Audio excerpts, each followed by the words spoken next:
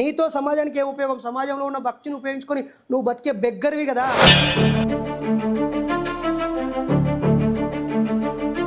నువ్వు ఆ మతాన్ని ఈ మతాన్ని ముక్కలు ముక్కలు నరుకుతాను నువ్వంటావు, ఆడు కూడా నిన్ను ముక్కలు ముక్కలు నరుకుతాను వాడంటాడు. నరుక్కోవడానికా మీ మతాలు నేర్పించినవి?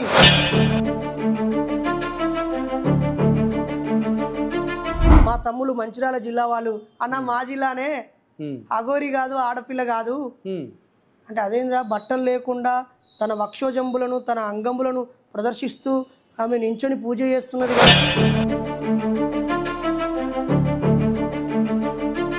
మరి అలా చూసుకుంటే ఇప్పుడు మీరు అంటున్నారు, మరి హిందుత్వం ఎట్లా వచ్చింది? అసలు హిందూ మతం అనే పదం వేద గ్రంథాల్లో కానీ పురాణ గ్రంథాల్లో కానీ ఎక్కడైనా చూపించగలరా?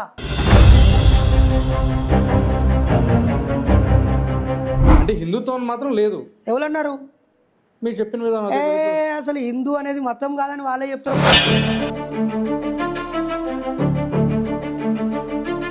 సంస్కృతం తెలిసిన ప్రజలు, సంస్కృతం వచ్చిన కొద్ది మంది, గుప్పెడు మంది, వాళ్ళ కోసం వాళ్ళు రాసుకున్న గ్రంథాలు అవి.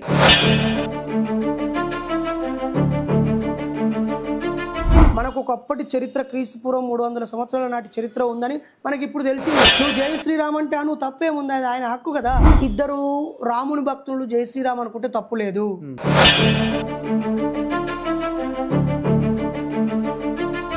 దేవుడు లేదని చెప్పినటువంటి బైర్ నరేష్, మరి కులం మాత్రం ఉందని ఎలా చెప్పగలుగుతున్నారు? దేవుడు అనే నమ్మకం ఈ సమాజంలో ఉంది.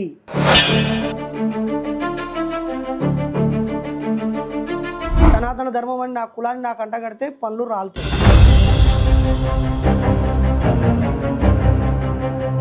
అంటే మీ దృష్టిలో రాముడైనా కృష్ణుడైనా బుద్ధుడైనా వీళ్ళు జస్ట్ మనుషులు మాత్రమే అంటారు?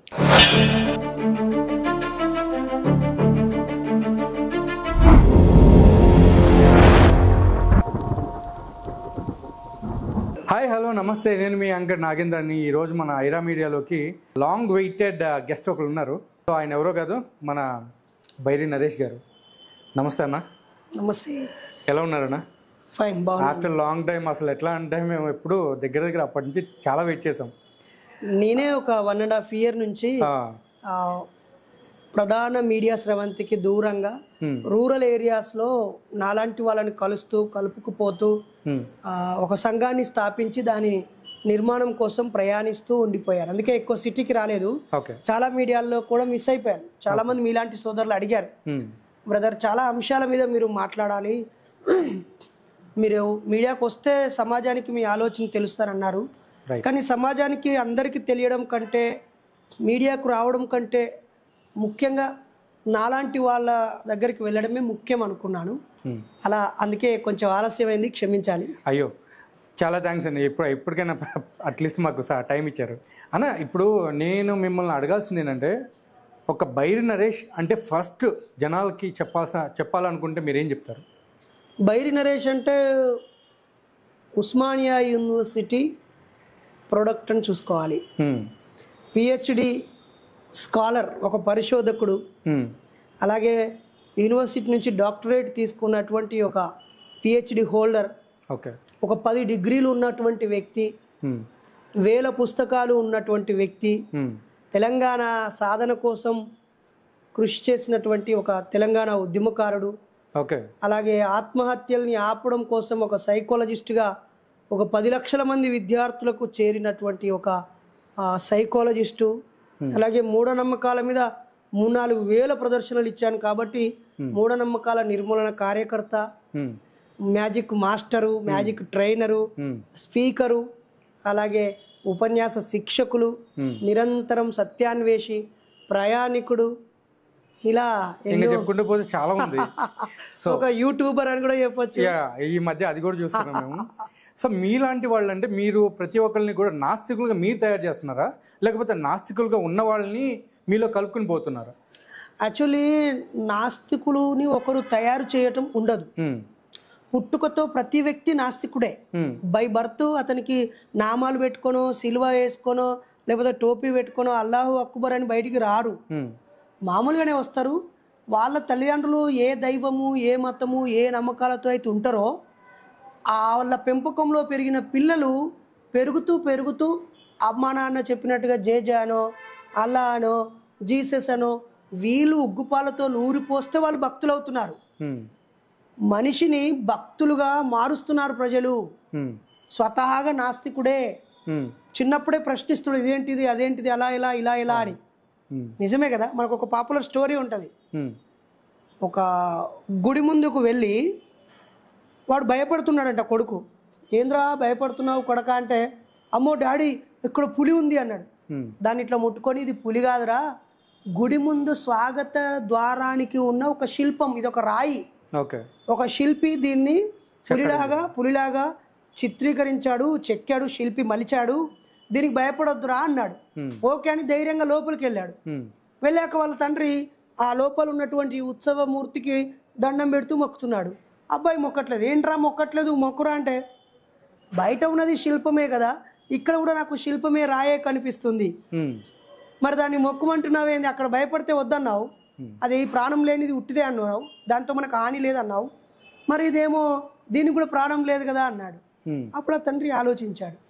కానీ అప్పుడు అలా అనొద్దు అంటే కళ్ళు పోతాయి, పాపం దాకుద్ది దేవుడు అని చెప్పేసి ఆయన భక్తుడిగా మార్చి పడేస్తారు. కోటి పుట్టుకతో ఎవడైనా సహజ సిద్ధంగానే ఉంటాడు. పెరుగుతున్న వాతావరణాన్ని బట్టి, పరిస్థితులను బట్టి ఏదో ఒక మతంలోకి వెళ్తాడు. భక్తి బాగా ముదిరాక కొంతమంది ప్రలోభాలకి ఇతర మతాల్లోకి వెళ్ళొచ్చు, లేదా ఇష్టం కొద్ది ఇతర మతాల్లోకి వెళ్ళొచ్చు. భారతదేశంలో అయితే ఇక్కడున్న అస్పృశ్యత, అంటరానితనం, కులం వివక్ష వల్ల చాలామంది ఇస్లాంలోకి వెళ్ళిపోయారు. చాలామంది క్రైస్తవం, బ్రిటిష్ వాళ్ళు వచ్చాక క్రైస్తవంలోకి వెళ్ళిపోయారు. మరి క్రైస్తవ దేశాలలో ఉన్న వాళ్ళు ఎటు వెళ్ళిపోయారు? క్రైస్తవ దేశాలలో ఇప్పుడు భారతీయ ప్రజలు అయితేనేమో ఇతర మత మార్పిడి అయ్యింది. మరి ఆల్రెడీ క్రైస్తవంలో ఉన్న వాళ్ళు క్రైస్తవాన్ని విడిచిపెట్టి నాస్తికత్వం వైపు వెళ్ళిపోయారు. ఇస్లాం విడిచిపెట్టి వెళ్ళకు వెళ్ళారు. ఇస్లామే ఫైనల్, ఇందులోంచి ఇంకా మారడం ఉండదు. కానీ ఎక్స్ ముస్లిం అని కొట్టి చూడు, వేలాది మంది, లక్షలాది మంది ఇస్లాంను వదిలిపెట్టి వెళ్ళిపోయారు కదా. కాబట్టి ఏ వ్యక్తి అయినా తన పరిసరాలు, తన వ్యక్తిగత విచక్షణ, తన విషయ పరిజ్ఞానము, తన ఆలోచించే తీరు, అతని చైతన్యాన్ని బట్టి అతను నాస్తికుడిగా మారచ్చు. కొంతమంది నాస్తికుడిగా మారినా దానివల్ల వాళ్ళకేం పెద్ద ప్రయోజనం ఉండక చుట్టూ ఉన్న స్నేహితులు, మిత్రులు, బంధువులు అందరి కోసం అందరితో పాటు అన్ని పూజల్లో, చర్చిల్లో, మసీదుల్లో పాల్గొంటారు. వ్యక్తిగతంగా మాత్రం నేను ఏది నమ్మను అంటారు. కొంతమంది మాత్రం బయటికి ప్రకటించి నేను నాస్తికుని అని చెప్పేస్తారు. అంటే ఇక్కడ ఏంటంటే, ఇప్పుడు మీరున్నారు, మీ చిన్నప్పటి నుంచి కూడా మీ అమ్మ నాన్న ఏ దేవుని మొక్కేవాళ్ళు? మేము బీసీ పద్మశాలి. సో బీసీలలో ఉన్న పూజారులతో సమానం. మేము జంజరం వేసుకునే వాళ్ళం. వేరే కులం వాళ్ళు మా ఇంటికి వస్తే రావద్దు అని అంటు ముట్టు పాటించే వాళ్ళం. ఎవరైనా తాకితే స్నానం చేసే వాళ్ళం. మా మండల హెడ్ క్వార్టర్లో మా తాత పూజారి. మాకు షోలాపూర్లో సొంతంగా గుడి కూడా ఉంది. మేము వినాయకుడికి ప్రత్యేకంగా పూజలు చేస్తాం. దీపావళికి ప్రత్యేకంగా నోములు చేస్తాం. మాకు పెద్దేవుడు ఉన్నది, ఉప్పలమ్మ ఉన్నది, దుర్గమ్మ ఉన్నది. అన్ని పండుగల్ని చాలా భక్తి శ్రద్ధలతో చేస్తుంటాం. చేసుకునేవాళ్ళు ఒకప్పుడు 100%. ఇప్పుడు మా తమ్ముడు మాల వేస్తాడు. మా ఊర్లో మా చిన్నాన్న బైరి భాస్కర్ అని మా బాబాయ్, మా చిన్న తాత కొడుకు, ఆయనే మొదటగా అయ్యప్ప మాల వేసిన మంచి భక్తుడు.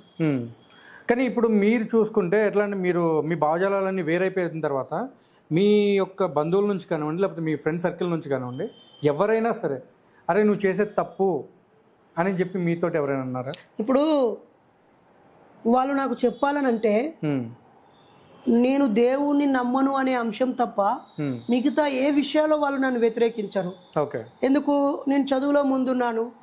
మా ఊర్లో ఉస్మానియా యూనివర్సిటీలో అడుగుపెట్టిన మొదటి వ్యక్తిని. ఒక 10 డిగ్రీలు చేశానని చెప్పాను కదా. 4 మాస్టర్ డిగ్రీలు, 4 డిప్లొమా డిగ్రీలు, ఒక బిఈడి, ఒక పిహెచ్డి, ఒక లా. ఓకేనా? సో చదువులో నన్ను ఇంకెవరు కామెంట్ చేయలేరు. నేను ఒక ఆదర్శ వివాహం చేసుకున్నాను. కులాలు, మతాలు, కట్న కానుకలు అన్నీ వదిలేసి నేను ఇల్లు కట్టుకున్నాను. 2 పిల్లల్ని మంచి చక్కగా పోషిస్తున్నాను. అమ్మా నాన్న బాధ్యత తీసుకున్నాను, అత్తమ్మమ్మ బాధ్యత తీసుకున్నాను. ఇల్లు, పొలము, భూమి, జాగా, స్థలము, ఫ్లాట్లు. నేను ఆర్థికంగా ఎదిగాను, చదువులో ఎదిగాను, అలాగే తెలంగాణ ఉద్యమంలో పాల్గొన్నాను, ఇతరులకు సాయం చేయడంలో ఉన్నాను, బంధుమిత్రుల కష్ట సుఖాల్లో నన్ను ఏ కోణంలో మా బంధుమిత్రులు తప్పుపట్టే అవకాశం ఉంది? ఒక దేవుడు అనేది తప్ప వాడు 100% గ్రేట్ అని అంటారు. నన్ను చాలా గౌరవంగా ఫీల్ అవుతారు. బాల్యంలో అంటే తెలిసి తెలియని వయసు, ఆడేదో తిరుగుతున్నాడు అని అనుకున్నారు. కానీ నన్ను అర్థం చేసుకున్నాక వాళ్ళు మారిపోయారు. నేను చదువులో ముందుండేవాడిని, కరికులర్ యాక్టివిటీస్లో ఉండేవాడిని, స్పీచ్లో, మ్యాజిక్లో, వ్యాసరచనలో, మెమొరీ టెస్ట్లో, అనేక కలెక్టర్లతోటి, గవర్నర్లతోటి, ముఖ్యమంత్రులతోటి బంగారు పథకాలు సాధిస్తూ యూనివర్సిటీలో గోల్డ్ మెడల్ సాధిస్తూ ముందుకెళ్ళేవాడిని. ఓకే. నాకు ఒక చిన్న చెడ్డ అలవాటు కూడా ఉండేది కాదు, లేదు, ఇప్పటికీ లేదు, ఎప్పటికీ ఉండదు. ఓకే, సూపర్ అన్న. అయితే ఇప్పుడు ఇక్కడ నా క్వశ్చన్ ఏంటంటే అన్న, ఇప్పుడు మీరు అంటున్నారు వేదాలు, ఉపనిషత్తులు, లేకపోతే బైబిల్ కానివ్వండి, ఖురాన్ కానివ్వండి, ఏదైనా సరే అవన్నీ కూడా మనుషులు చేపించుకునే కానీ దేవుడికి సంబంధించినవి కాదు, అసలు దేవుడు అనేవాడు లేడు అని మీరు చెప్తున్నారు. సో ఇందులో మీరు ఉపనిషత్తుల దగ్గర నుంచి లేకపోతే వేదాల దగ్గర నుంచి మీరు చెప్పాలనుకుంటే జనాలకు కానీ లేకపోతే అక్కడ పండితులు కానీ మీరేం చెప్తారు? ఇప్పుడు ఈ తెలంగాణలో తెలంగాణ యాస ఉంటుంది.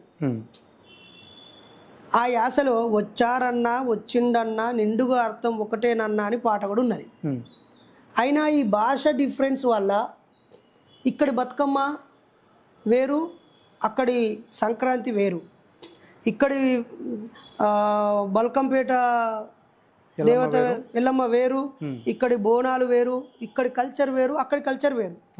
తిండిలో కానీ, వేషధారణలో, భాషలో. కాబట్టి వేరుపడ్డామా లేదా? అవును.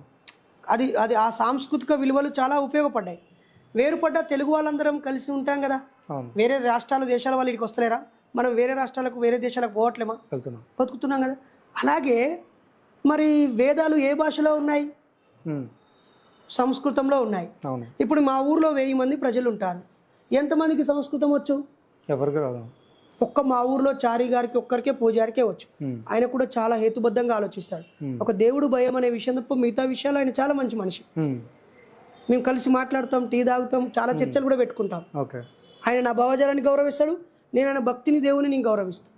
ఇప్పుడు మా ఊర్లో ఒక్కరికే సంస్కృతం వచ్చు, వాళ్ళ కొడుకు కూడా ఇంగ్లీష్ మీడియంలో చదువుతాడు, వాళ్ళ ఇంట్లో కూడా సంస్కృతంలో మాట్లాడుకోరు.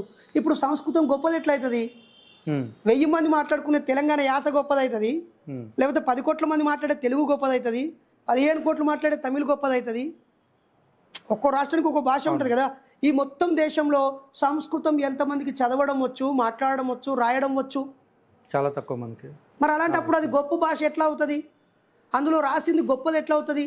ఒక్కడే దాన్ని చదువుకొని అది గొప్పది అని అందరికీ చెప్పేస్తే అది గొప్పది ఎలా అవుతుంది? అంటే ఇప్పుడు స్కూల్లో టీచర్ ఉన్నారు, టీచర్ దగ్గర ఒక 300 మంది స్టూడెంట్స్ కి ఆ సబ్జెక్ట్ నాలెడ్జ్ గురించి ఎక్స్ప్లెయిన్ చేస్తారు కదా. అవును. అదే విధంగా ఈ పూజారి కూడా ఎవరైతే సంస్కృతం తెలిసిన ఆయన ఉన్నారో ఆయన కూడా అందులో ఉన్న విషయాల్ని సరిగ్గా చెప్తున్నారు. అసలు నేను ఏమంటాను, అది తెలుగులో ఎందుకు రాయలేదు అంటాను, అది ఈ ఇంగ్లీష్లో ఎందుకు రాయలేదు అంటాను, మరాఠీలో, తమిళంలో ఎందుకు రాయలేదు అంటాను, దానికి భాష ఎందుకు లేదు అంటాను. అంటే ఈ మధ్య కాలంలో ఆ భాషలో లేదా? అసలు లేదు, అసలు లేదు. అసలు అధ్యయనం, అధ్యాపనం ఒకరి పని అని, రక్షణ పాలన ఒకరిదని, విత్తం ఒకరిదని, పనులు చేయడం ఒకరిదని, వీళ్ళందరికీ బానిసగా బతుకుడు ఇంకొకరిదని ఆ గ్రంథాల్లోనే రాసుకున్నారు కదా. అయినా ఒక 75 ఏళ్ల క్రితం స్వాతంత్రం వచ్చి, ఒక 1950లో రాజ్యాంగాన్ని రాసుకొని, 73 ఏళ్ల క్రితం రాసుకొని, దాంట్లోనే బోల్డని మార్పు చేర్పులు చేసుకొని ఇప్పుడు 125కు పైగా రాజ్యాంగ సవరణలు జరిగాయి, కాన్స్టిట్యూషనల్ అమెండ్మెంట్స్ జరిగాయి. నిజమే కదా? నిజమే. దానికోసము అన్ని ప్రావిన్సుల్లో నుంచి పాల్గొన్నారు. అలాగే ఎలక్షన్స్ కూడా జరిగాయి. ఆయా ప్రాంతాల్లో ఎలక్షన్ జరిగిన చోట ఎలక్షన్స్ నుంచి గెలిచిన వాళ్ళు పార్లమెంటేరియన్స్ అయ్యారు, ఆయా సంస్థానాల ప్రతినిధులు వచ్చారు. వాళ్ళందరూ కూర్చుండి ఈ దేశం ఎలా ఉండాలని ఒక రాజ్యాంగం రాశారు కదా. మరి 100కి 1000 మందికి ఒక్కడికి వచ్చిన సంస్కృతంలో నువ్వు రాసుకొని అది అందరికి సంబంధించింది అంటే ఎట్లా అక్సెప్టెన్సీ వస్తుంది? ఇప్పుడు మరి స్కూల్లో కానివ్వండి, కాలేజ్లో కానివ్వండి, మీరు ఇప్పుడు ఎన్నో డిగ్రీస్ చేశారు. అవును. ఆ డిగ్రీస్ లో ఎన్నో కొన్ని సబ్జెక్టులు అయితే ఉన్నాయి కదా. అవును, ఉన్నాయి. ఆ సబ్జెక్ట్ లో సంబంధించినటువంటి ఒక ఎట్లాంటి లెక్చరర్ కానివ్వండి, లేకపోతే ఆ టీచర్ కానివ్వండి, మరి వాళ్ళు దానికి పరిమితం అయ్యే ఉన్నారు కదా. ఎవరన్నారు? టీచర్. ఇప్పుడు ఇంగ్లీష్ చెప్పే మాస్టర్ ఉన్నాడు, ఒక్కొక్క స్థాయిలో ఒక్కొక్క ఇంగ్లీష్ మాస్టర్ ఉన్నారు. నువ్వు కూడా ఆ లెసన్ నేర్చుకుంటే, గ్రామర్ బోధిస్తే, లేదా ఆ ఇంగ్లీష్ లిటరేచర్ మీద అవగాహన ఉంటే నువ్వు కూడా బోధించవచ్చు కదా. ఇంకొకరు మ్యాథ్స్ ఉంటాడు, 2+2 = 4. అది నువ్వు చెప్పిన 2+2 4, ఇంకొకటి చెప్పిన 2+2 4 కదా. A+B² అంటే నువ్వు చెప్పినా, ఇక్కడ చెప్పినా, ఎక్కడ చెప్పినా ఒకటే కదా. హైడ్రోజన్ H2O అంటే నీరైందని ఇక్కడైనా అక్కడైనా ఎక్కడైనా ఒకటే కదా. మరి ఇప్పుడు నువ్వు రాసుకున్నటువంటి బైబుల్ అన్ని దేశాలకు వర్తిస్తుందా? నువ్వు రాసుకున్న ఖురాను అన్ని దేశాలకు వర్తిస్తుందా? మనం గొప్ప అనుకుంటున్నటువంటి వేదాలు అన్ని దేశాలకు వర్తిస్తాయా? ఈ దేశానికే వర్తిస్తాయా? మళ్ళీ ఈ దేశంలో కూడా కొంతమంది చదువుకోవాలి, కొంతమంది ఎక్కువవారు, కొంతమంది తక్కువ అని ఇదంతా ఎవడు పెట్టమన్నాడు?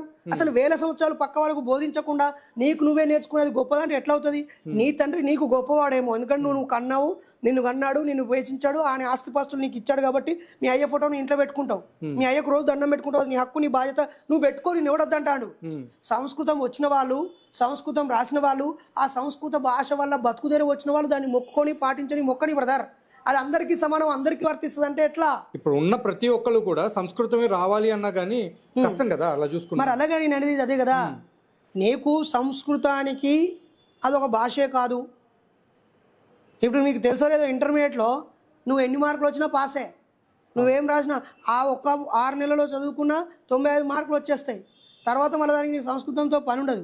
నీకు ఒక సంస్కృతంలో ఒక పనపగితుడు నువ్వు చేయలేవు. ఏమనంటే అలానే గొప్ప అది ఇది ఉందంట, ఉండని పోయి ఏమంట ఉంటే సంతోషం, మీకు దండం, మీ బుక్లకు కూడా ఒక దండం, అవి గొప్పవి, వెరీ గుడ్, చాలా గొప్పవి, మంచివి, చాలా మంచివి. ఏమంట భారత రాజ్యాంగం ఈ 60-70 ఏళ్లలో ఈ వ్యవస్థకి ఈ స్థాయిలో అభివృద్ధి చేసింది. అమెరికా ఏర్పడ్డ తర్వాత ఈ 200-300 సంవత్సరాల్లో ఈ స్థాయిలో అభివృద్ధి అయింది. చైనాలో కొన్ని సంస్కరణలు తెచ్చి ఈ స్థాయిలో అభివృద్ధి అయింది. రష్యాలో క్రైస్తవం ఉన్నప్పటికీ ఆ దేశం ఒక స్థాయిలో అభివృద్ధి చెందింది. మరి ఇన్ని 1000 సంవత్సరాల క్రితం అంత పవిత్రమైనవి, అంత గొప్పవైనప్పుడు మనం ఎందుకు అభివృద్ధి చెందట్లేదు? దాన్ని ఎవరు అమలుపరచద్దని ఎవడన్నాడు? నేను అమలుపరచకన్నానా? ఆ జ్ఞానం పంచిపెట్టకన్నానా? దాన్ని వెలికి తీయండి అయ్యా, తీసి దాన్ని మానవాళికి ఉపయోగపడేది కనిపెట్టండి. కనిపెడితే అందరూ అంగీకరించాల్సిందే కదా. నేనేవాడిని, నేను ఇప్పుడు వేదాలను వ్యతిరేకిస్తున్నానా? వేదాలను కించపరుస్తున్నానా? వేదాలను అవమానిస్తున్నానా? అయ్యా నాకు ఆ భాష రాదు, నాకు అర్థమే కాదు, నాకు సంబంధమే లేదంటున్నా నేను. ఇప్పుడు కూడా చాలా మంది పండితుల దగ్గర నుంచి ప్రతి ఒక్కరికి అర్థమయ్యే విధంగా ఇప్పుడు మనం యూట్యూబ్ ఛానల్స్ చూసుకుంటే ఎన్నో వచ్చినాయి అట్లా. ప్రతి ఒక్క పండితులు కానివ్వండి, లేకపోతే వేరే ఎవరైనా సరే, వాళ్ళు ఆ యొక్క ఏదైతే పదాలు, ఏదైతే శ్లోకాలు ఉన్నాయో అవన్నీ కూడా వాళ్ళు ఎక్స్ప్లెయిన్ చేయడం మొదలు పెట్టారు. Very good. అలా చూసుకుంటే ఇప్పుడు మీరు కూడా వాళ్ళని కించపరిచినట్టే కదా, వేదాలు అనేది తప్పు అని చెప్పి. నాకు వేదాలతో ఎలాంటి గొడవ లేదు, వేదాల పట్ల నాకు అవమానకరమైన భావన లేదు. వేదాలను నేను వ్యతిరేకించట్లేదు, తప్పు అనట్లేదు. వాటి గొప్పతనం మీరు చెప్పుకోండి, మీకు ఆ స్వేచ్ఛ ఉంది. భారత రాజ్యాంగం ప్రాథమిక హక్కులోనే మత స్వాతంత్రపు హక్కు ఉంది, ప్రచారం చేసుకో. ఇన్ని సంవత్సరాలు నువ్వు బోధించకపోవడం వల్లనే ఇంక ఇతరులకు తెలియట్లేదు. హిందూస్ అడ్డుపడుతున్నారు కదా. ఎవరు క్రిస్టియన్స్ ఎక్కడ అడ్డుపడుతున్నారు? క్రిస్టియన్స్ ఎవరైనా సరే ఒక ప్రచారం చేసుకుంటుంటే చేయడానికి వీల్లేదు అని చెప్పి వాళ్ళని కూడా ఇచ్చేస్తున్నారు. అది తప్పు కదా. ఇప్పుడు హిందువులు వాళ్ళ పూజలు చేసుకోవడం తప్పు కాదు, క్రైస్తవులు వాళ్ళ ప్రార్థన చేసుకోవడం తప్పు కాదు, ముస్లింలు వాళ్ళ నమాజ్ చేసుకోవడం తప్పు కాదు, నాస్తికులు వాళ్ళ ఆలోచనల్ని బయటికి చెప్పడం కూడా తప్పు కాదు. కొంతమంది దుర్మార్గులు కావలసుకొని ఇస్లాం ప్రచారం చేస్తే అల్లా దగ్గరికి పోతారు, క్రైస్తవం ప్రచారం చేస్తే యేసయ్య ప్రార్థనకు పోతారు, ఏదో ఒక మతంలో ఉంటే ఆ మత దేవుని దగ్గరికి వెళ్ళి అజ్ఞానంలోనో నమ్మకాలలోనో కొట్టుకుపోతారు. నాస్తికుడైతే ఇవేవి నమ్మడు అని చెప్పి నాస్తికులను టార్గెట్ చేస్తున్నారు అన్ని మతాల వాళ్ళు. ఇస్లాం కంట్రీస్ లో నాస్తికత్వాన్ని బోధిస్తే అక్కడ దాడులు చేస్తున్నారు. క్రైస్తవ దేశాల్లో అనేక మంది శాస్త్రవేత్తల మీద దాడులు చేశారు. అలాగే భారతదేశంలో కూడా చార్వాక లోకాయుతుల మీద దాడులు చేశారు. చార్వాకులు లోకాయుతులు ఆ రోజుల్లో వేదాలలో ఏమీ లేదు అని చెప్పారు. ఆ యజ్ఞాలు యాగాదుల వల్ల ఉపయోగం లేదు, జంతువులను కోయడం వల్ల, బలులు ఇవ్వడం వల్ల దేవుళ్ళు శాంతి పొందుతారన్నది పూర్తిగా నాటకం, బూటకము, స్వర్గం లేదు, నరకం లేదు, ఇదంతా కల్పితం అని చెప్పారు. వాళ్ళని కూడా ఎక్కడికక్కడ అట్లా చెప్పారు అనేది ఎందుకు లేవు బోలన్నీ ఎక్కడ. ఎందుకంటే మీరు చిన్నప్పటి నుంచి మీరు ఫాలో అయిన చెప్పారు, మీరు పూజలు చేశారని చెప్పారు, మీరు మీ పేరెంట్స్ ఏదైతే చెప్పారో అది చేశాను అని కూడా చెప్పడం జరిగింది.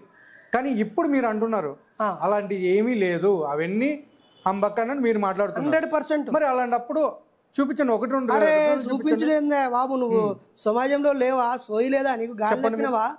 నిన్నటికి నిన్న ఒక ఇళయరాజా అనే ఒక ప్రముఖ విద్వాంసుడు, సంగీత విద్వాంసుడు, అనేక దేవుళ్ళకి తాను గొప్ప గొప్ప పాటలు రాసిన భక్తుడే ఆయన. ఆయన తనకు నచ్చిన దేవుడి దగ్గరికి వెళ్ళి ఇంకొక అడుగు ముందుకు వెళ్ళి దేవుడిని దగ్గరగా చూసి దండం పెట్టుకున్నానంటే మెడలు బట్టి బయటికి తోసేసిరు ఆయన్ని. మెడల్ పట్టి అరే పేపర్లో టీవీలో చూడండి బ్రదర్, ఆయన వచ్చి బయటకు వచ్చి ఏడ్చాడు. ఆయన అవమానించారు అని చెప్పారు. మీరు ఆ వీడియో చూడండి, వీడియో చూస్తే తెలుస్తుంది మెడల్ బట్టి తోసేసిన విషయం. ఆయనే అన్నాడు, బాధపడ్డాడు, అయ్యో తప్పు, నేను శూద్రుణ్ణి, నేను బ్రాహ్మణుణ్ణి కాదు, క్షత్రియుని కాదు, వైశ్యుని కాదు, నేను శూద్రుడిని, తక్కువ జాతి వాడిని, అందుకే నన్ను గర్భగుడి లోపలికి రానియలేదని ఆయన బాధపడ్డాడు. నిజం ఇది. ఇక్కడ మన గౌరవ కేసీఆర్ తెలంగాణను సాధించి 10 ఏళ్లు పాలించిన ఒక ముఖ్యమంత్రి యాదాద్రి భువనగిరి దేవాలయానికి వెళ్తే ఆయన 1000 కోట్లు ఖర్చు పెట్టించి నిర్మించి డెవలప్ చేసినా కూడా గర్భగుడిలోకి వచ్చే అర్హత లేదని ఆయన అక్కడ ఆపి గవర్నర్గా ఉన్నటువంటి ఆయన నరసింహాన్ని మాత్రం గర్భగుడి లోపలికి పోనిచ్చారు. ఎందుకంటే because is an a Brahmin. Okay. Droupadi Murmu గారికి తప్పలేదు, అలాగే మన రామ్నాథ్ కోవింద్ గారికి కూడా అది తప్పలేదు. కాబట్టి ఎందుకు లేదు ఆ వివక్ష ఉంది. మీరు రోజు పేపర్లో టీవీలో చూడండి, కనిపిస్తూ ఉంటాయి. కాబట్టి నేను ఏమంటాను, వేదాలు నిజంగా గొప్పవే అయితే మొత్తం భాషని ఏదన్నా ఒక రాష్ట్రాన్ని దత్తత తీసుకొని మొత్తం సంస్కృతమే మాతృభాషగా బోధించండి, సంస్కృతమే నేర్పించండి, ప్రజలందరికీ నేర్పించండి. అన్ని కులాల వాళ్ళకి సంస్కృతం నేర్పించి శ్లోకాలు నేర్పించి గుడుల్లో పూజారులుగా పెట్టండి. మీరు అనుకున్నంత పవిత్రంగా ఉన్నోళ్ళకే పూజారిగా పదవులు ఇవ్వండి, ఉద్యోగాలు ఇవ్వండి. కనీసం వాళ్ళు కట్టుకున్న గుడిలో వాళ్ళనన్న పూజారులుగా అంగీకరించండి. అలా పెట్టిన తర్వాత మేము నాస్తికులు అని చెప్పేసి మీరు దాన్ని ఇచ్చేస్తారా? దేన్ని తీసేస్తాము? ఇప్పుడు దేవుడు లేడు అని చెప్తే మీరందరూ కూడా మళ్ళీ ఇప్పుడు ఇవన్నీ చేస్తున్నారు. ఇప్పుడు ఇళయరాజా గారిని లోపలికి పొమ్మన్నోని నేను కాదు, ఆయన లోపలికి పోతే నేను కూడా లోపలికి వస్తా అన్నోని నేను కాదు.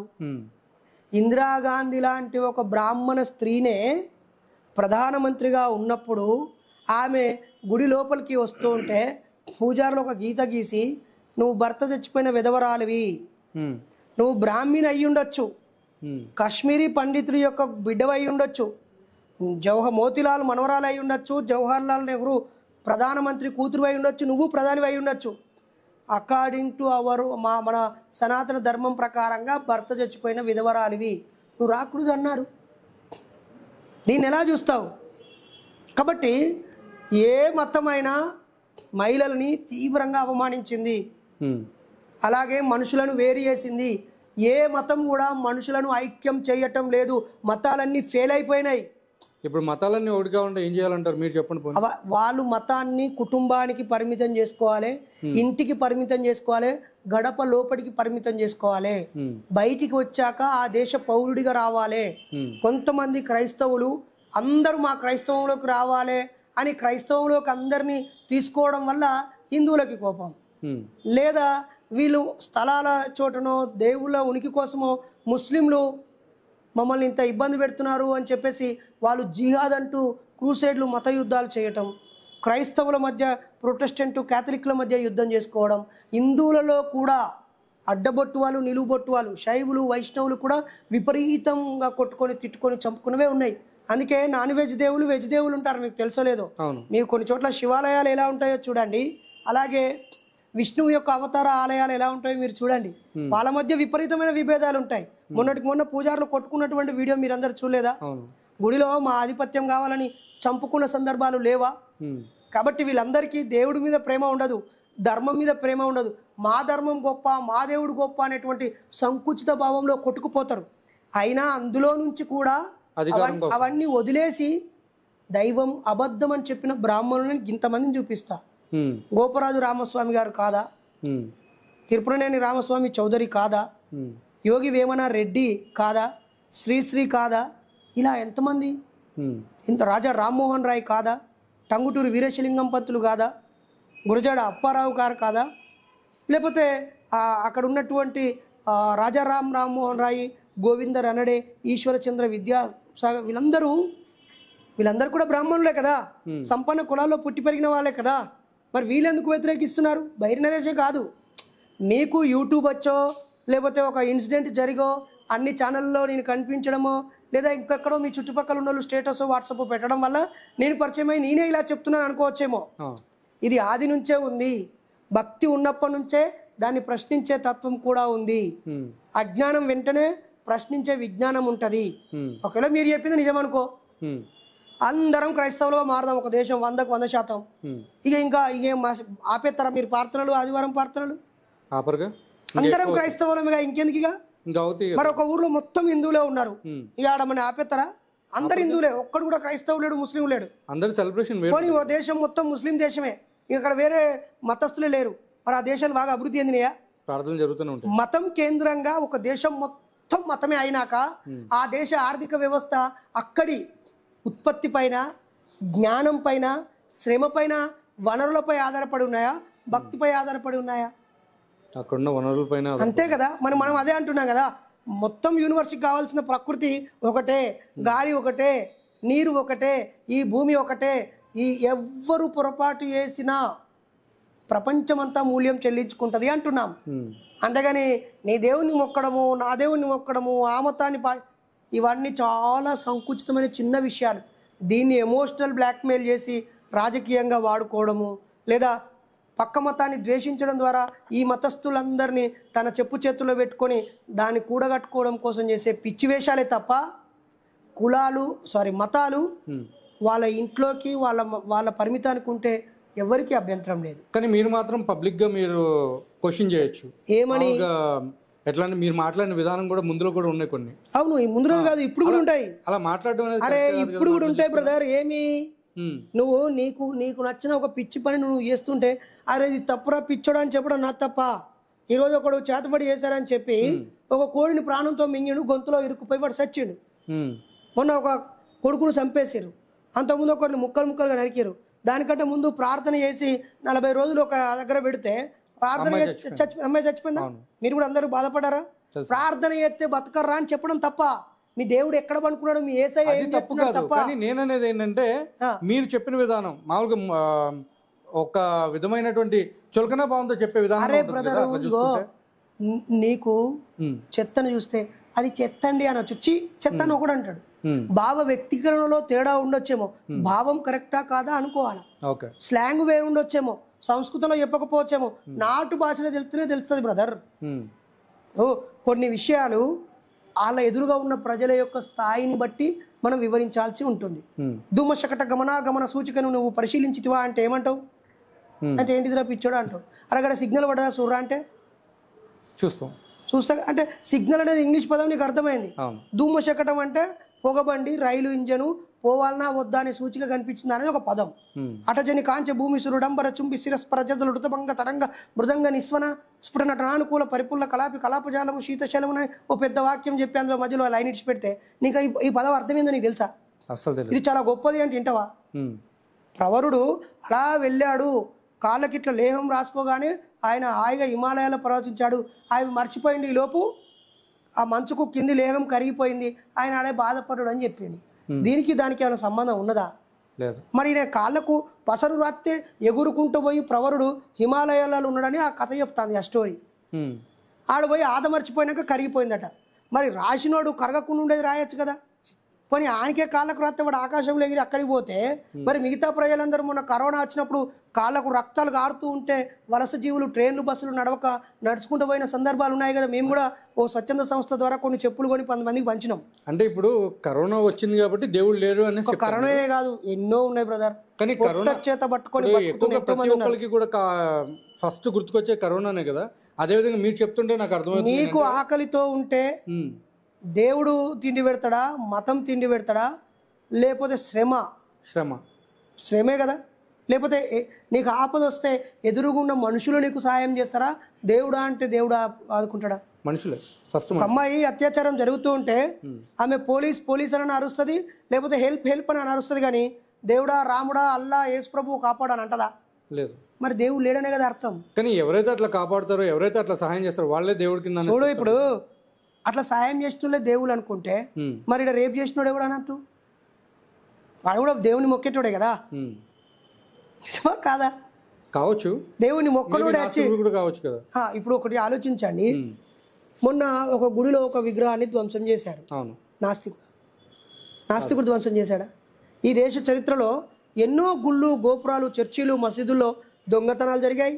విగ్రహాలను ఎత్తుకుపోయారు, ధ్వంసం చేశారు, హుండీలు ఎత్తుకుపోయారు, బోలని జరిగాయి కదా. ఏ దేవుళ్ళని నమ్మని నాస్తికులు ఎప్పుడైనా అలా చేశారా? మరి చేసిన వాళ్ళందరూ ఏదో ఒక దేవుని నమ్మిన వాళ్ళే కదా. ఈ పాయింట్ ఎందుకు కామన్ సెన్స్ మర్చిపోతున్నారు? అంటే ఇప్పుడు ఎవరికైనా సరే మా దేవుడు గొప్ప అంటే మా దేవుడు గొప్ప అనేసి ఉంటుంది కదా. అసలు దేవుడే లేడు, అదొక అమాయకత్వము, అదొక బలమైన నమ్మకము. తనను తాను కంట్రోల్ చేసుకోవడానికో, లేకపోతే ఒక సముదాయంలో గుంపుగా చేరడానికో, పాపము చేస్తే శిక్షిస్తాడనే భయమో, కొంత మేరకు తనను తాను సంస్కరించుకోవడానికి, ఒక జీవన విధానంలో కలిసి ఉండడానికి ఈ మతాలు, ఈ దైవము. అంతేగాని దైవం లేదు, అవి లేకుండా హ్యాపీగా బతకండి. అంటే మీరు పురాణాలని, ఇతిహాసాలను నమ్మరంటారు. మీరు చెప్పండి, ఎన్ని పురాణాలు ఉన్నాయి మీకు తెలుసా? చాలా వరకు ఉన్నాయి. ఋగ్వేదాలు, యజుర్వేదం, పురాణాలు అంటే రామాయణం, మహాభారతం ఇవి కూడా ఉన్నాయి కదా మరి కదా. నా దగ్గర వేదాలు 4, అవును, వాటి పార్ట్ 1, 2 కాంచెలు ఉన్నాయి. ఒక్కొక్కటి 24,000 రూపాయల చొప్పున ఈ సైజుతో ఉంటాయి. 1,00,000 రూపాయలు పెట్టి కొనుక్కొని మా ఇంట్లో భద్రపరచుకొని జాగ్రత్తగా చదివిన వ్యక్తి నేను. వేదాల తర్వాత వచ్చినటువంటి ఉపనిషత్తులు ఎందుకు వచ్చాయి అంటే ఇక్కడికి ఏమైనా తీసుకొచ్చారా? అరే నీకు ఉపనిషత్తులు ఎందుకు వచ్చాయి? 108 ఉపనిషత్తులు ఎలా ఉన్నాయి, అందులో 18 ప్రముఖంగా ఎందుకు ఉన్నాయి? ఆ వేదాలు అయిపోయాక ఉపనిషత్తులు అయిపోయినాక అష్టాదశ పురాణాలు ఎక్కడి నుంచి వచ్చాయి? ఆ పురాణాల తర్వాత వేదాంగాలు ఎందుకు వచ్చాయి? ఆ తర్వాత ఇప్పుడు మనం చెప్పుకునేటువంటి రామాయణం, భారతం, భాగవతం, భగవద్గీత లాంటి ఈ మహాపురాణాలు ఎందుకు వచ్చాయి? ఇవన్నీ ఒకరి మాటల్లో నుంచి ఒకరికి ఆశ రూపంలో వచ్చినవే. అచ్చు యంత్రం కనిపెట్టాక పుస్తకాలు అయినాయి, అంతకుముందు తాళపత్ర గ్రంథాలు ఉన్నాయి. ఉన్నాయి రా భయ్, నీ ఇంట్లో బంగారం ఉన్నది, గడ్డలు ఇటుక పెడ్డలు లెక్క. ఏం ప్రయోజనం? తీయరా బాబు, నువ్వు వాటిని కరగదీయి, ఎంత సాగదీసినా తెగిపోని తత్వం బంగారంలో ఉంది. అది రింగుగా మారుస్తావా, కిరీటంగా మారుస్తావా, ఆఖరికి చెప్పులుగా నన్ను మారుతు నీ ఇంట్లో ఉన్న బంగారాన్ని. నీ ఇంట్లో గడ్డలు టన్నులు బంగారం ఉంటే చెప్పులుగా పెట్టు చేతనైతే, లేకపోతే పీట కింద వేసుకొని ముడ్డు కింద వేసుకొని కూర్చొని కానీ ఉపయోగపడాలి నీ బంగారం బిడ్డలు. లేకుండా అవి బిర్యాలు అంటే ఉపయోగం లేదు కదా. నీ వేదాలు, పురాణాలు, బైబులు, ఖురాను, తోటకూర ఏవన్నా గొప్పవి కావచ్చు భయ్, నీకో దండం, నీ గ్రంథాలకో దండం. ఆ గొప్పతనాన్ని వివరించి ఈ ప్రజల్ని గొప్పగా మార్చు. ఇంకా తన్నుకు సత్తారు, కులాల పేరుతో కొట్టుకు సత్తారు, తిండికి లేక సత్తారు, బిడ్డలని అమ్ముకుంటారు, ఆకలితో సత్తారు, పాలు వడక బాధపడుతున్నారు, రోగాలు నొప్పులతో బాధపడుతున్నారు. నీ గ్రంథాల్లో అన్ని ఉంటే తీయరాదరా బాబు, నేను ఎవడద్దంటాడు. నాస్తికులు వచ్చి నీకు అడ్డం పెడతారా? విలువైన అన్ని బీరువాలో పెట్టి తాళం వేసుకునే నీ అంత పనికి మళ్ళీ మూర్ఖుడు ఇంకెవరు లేడు కదా. అందరికీ బోధించు, నీకు చేతనైతే వాటి రహస్యాలని వివరించు. వ్యాఖ్యానాలు చేస్తున్నారు కదా, మార్పు చేర్పులు చేస్తున్నారు కదా, అన్నీ మార్చండి అంటున్నాం మేము. అది తప్పు అని మాత్రమే అనట్లేదు. వేదాల సారము బూతు మాటలు అన్నారు కదా అని మేము బూతు మాటలు అనం. అర్థమైందా? ఓ పురాణంలో ఉంటుంది, ఒక దేవుడు నిగిడించిన తన అంగము నుండి చిమ్మించిన మొదటిది బంగారం అయ్యిందని. అంటే తను యూరిన్లో నుంచి స్పర్మ్ రిలీజ్ అయితే ఫస్ట్ బంగారం వచ్చింది, తర్వాత వెండి వచ్చింది, తర్వాత అది వచ్చిందని పెద్దగా చెప్తారు. నేను దేవుళ్ళ పేరు చెప్పను, ఎందుకంటే మళ్ళీ ఆ దేవుడు మాలేసిన వాళ్ళు నన్ను అవమానించి ఈ ఛానల్ ద్వారా నాకెందుకు ఈ లొల్లి వెంట, నాకెందుకు బ్రదర్, ఇప్పటికే పైన బురద కడుక్కోవడానికి నానా తంటాలు పడతా ఉన్నాను. అది నిజమైతే నువ్వు నమ్ము, నేను ఎందుకు వద్దంట. ఇంకొకరు ఇలా అనగానే కన్ను వచ్చిందని అంటారు, ఇంకొకరు ఇలా అనగానే జుట్టు వచ్చిందంటారు, ఇంకొకరు గుండెని పెట్టినంటారు, ఇంకొకరు తలకాయ పెట్టినంటారు. నమ్ము బ్రదర్, నేను ఎవడొద్దంటాడు. అవన్నీ ఆ బంగారం బీరువాలో ఉంటే ఉపయోగం లేదు. మీ గ్రంథాల్లో జ్ఞానము మంచితనం ఉంటే ఉపయోగం లేదు. బయటికి తీయండి. ప్రపంచంలో భారతదేశాన్ని సూపర్ పవర్ గా చేయండి. మళ్ళా ప్రజలారా మీరు చెట్లు నాటండి, ప్రజలారా కాలుష్యం కంట్రోల్ చేయండి, ప్రజలారా దీనికి హారతి ఇవ్వండి, ప్రజలారా దానికి ప్రార్థన చేయండి, ప్రజలారా మళ్ళీ ఇవన్నీ కథలు ఎందుకు? మీ మత గ్రంథాలలో మంచి ఉంటే చక్కగా చదవండి, సమాజానికి చెప్పండి. మీకు ఆ స్వేచ్ఛ భారత రాజ్యాంగం ఇచ్చింది, మాకు కూడా భావ ప్రకటన స్వేచ్ఛనిచ్చింది. కించపరచట్లేదు. దయచేసి మీలో కొంతమంది నచ్చని ఎదవనా కొడుకులు, అరే వీడు చెప్పేది చాలా బ్యాలెన్స్గా, నిజాయితీగా, మంచిగా ఉంది, మన ప్రజలందరూ ఈ విషయాలకు కనెక్ట్ అయితే మనం నవ్వుల పాలవుతాము, ప్రజలు మనల్ని అడిగే ప్రశ్నలకు మన దగ్గర జవాబు లేదు కాబట్టి వీడిని అడ్డుకోవాలి, వీని గొంతును ఆపాలి, వీని ప్రయాణాలు ఆపాలి, వీని కార్యక్రమాలు ఆపాలి, ఇలాంటి వాళ్ళను భయపెట్టాలని చేసే కుట్రలే తప్ప, అరే విషయం మొత్తం వివరిస్తే మేము మూసుకొని పడినావా అబ్బాయి? నువ్వు వివరించకుండా తప్పు మమ్మల్ని బాధ పెడుతున్నావు అంటే అది నీ లేకిడితనం కాదా? నీ అజ్ఞానం కాదా? నీ బలప్రయోగంతో చేసే బలుపు కాదా? నేను కూడా దండం పెడుతున్నా, మీకు మొక్కుతున్న దేవుళ్ళకు కాదు. అయ్యా మీరు మనుషులుగా మారండి. మీ దేవుడిని మీరు నమ్ముకుంటూనే మీ తోటి మనుషుల్ని మీ దేవుడు ఎలా మార్చమన్నాడు అలా మార్చండి. ఉన్మాదులుగా మార్చకండి. తుపాకీ పట్టుకొని జిహాద్ అనకనండి. బైబుల్ పట్టుకొని పక్కన బాంబులు వేస్తూ ప్రపంచ దేశాలు చూస్తున్నాం, క్రైస్తవ దేశాల పెత్తనం. అలాగే కత్తి పట్టుకొని శూలం పట్టుకొని ఎదురు పొలుచుడు కాదురా నాయన. లోక కళ్యాణమే కదా మీ దేవుడు చెప్పింది, సర్వమత సమ్మేళనమే కదా నీ మతం చెప్పింది. ఈ మధ్య కూడా లోక కళ్యాణం చేస్తానని చెప్పి ఒక అఘోరి కూడా వచ్చింది కదా. ఓహో, ఎవరు ఆవిడ? అఘోరి ఎవరు? ఆవిడ అఘోరిగా నాగసాధుగా ఆమె ప్రచారంలోకి వచ్చిన రోజే మాకు తెలుసు. నాకు 2,11,000 మంది ఇప్పటికీ సబ్స్క్రైబర్స్ ఉన్నారు. ఒక 30,000 మంది కమ్యూనికేషన్లో ఉన్నారు. 3,000 మంది నాయకులు ఉన్నారు. మా మూఢనమ్మకాల నిర్మూలన సంఘంలో 3,000 మంది కార్యకర్తలు 100 జిల్లాలలో ఉన్నారు. ఎవరురా ఈమె అనగానే మా తమ్ముళ్ళు మంచిర్యాల జిల్లా వాళ్ళు, అన్న మా జిల్లానే, అఘోరి కాదు, ఆడపిల్ల కాదు అంటే అదేంద్రా, బట్టలు లేకుండా తన వక్షోజంబులను తన అంగంబులను ప్రదర్శిస్తూ ఆమె నించొని పూజ చేస్తున్నది కదా అంటే, ఆమె శ్రీనివాసు ఇలా నేత కాని కులము, పలానా నిన్నెల మండలంలో పలానా ఊరు, వాళ్ళ అమ్మ ఇది, వాళ్ళ నాన్న ఇది, ట్రాన్స్జెండర్గా మారి ఇలా ఇలా ఇలా అలా వచ్చిర్రు అని చెప్పింది. సరేనా బాబు, సంతోషము, మీరు ఏమనకండి, ఏమన్నా తప్పు చేసినోడిని ఏమనరు కానీ, తప్పుగా రాసినోడిని ఏమనరు, అనుమానం వచ్చేలాగా చేసినోడిని ఏమనరు కానీ, అది ప్రశ్నించిన మీద పడతారా, మీరు ప్రశాంతంగా ఉండండి తమ్ముళ్ళు అన్నాను. 10 రోజుల తర్వాత మీ ఛానల్ అన్నీ ఆమె వెనకాల పడి అక్కడ ఇక్కడ కెమెరాలు పెట్టి పుర్రెలకు పెట్టి అన్నీ చేసి మా ఛానల్ తప్ప అన్నీ చేసి తర్వాత అందులో లోపాలు దొరికినాక మళ్ళీ ఆమె మీద బండలేసి ఆమె బతుకు ఆగం చేసి చిల్లం కల్లం చేసిరు. ఇప్పుడు మత పెద్దలే ఇది తప్పు, ఆమె ఫేకు, అలా తప్పు అని చెప్పేసి చాలా విషయాలు చెప్పారు. ఇదే విషయాన్ని ఇప్పుడు మీరు మత పెద్దలు అంటున్నారు కదా, మరి అలా చూసుకుంటే క్రిస్టియన్స్ని ముస్లిమ్స్ని ఖండాలుగా నరుకుతాను, అన్ని పాటలు నరికి రోడ్ల మీద వేస్తానేసి మాట్లాడుతున్నారు ఆవిడ. ఒకటి బ్రదర్, మంత్రాల బలం లేకపోయినా తుంపిర్ల బలం ఉండాలని అంటాడు ఒకడు. కండ బలం లేకపోయినా ఏదో మాటలతో కూడా యుద్ధం చేస్తాడు. ఆయన ఇంటెనకాల ఏం లేకున్నా కూడా తుపాకి రాముడు కొన్ని గప్పాలు కొడతా ఉంటాడు.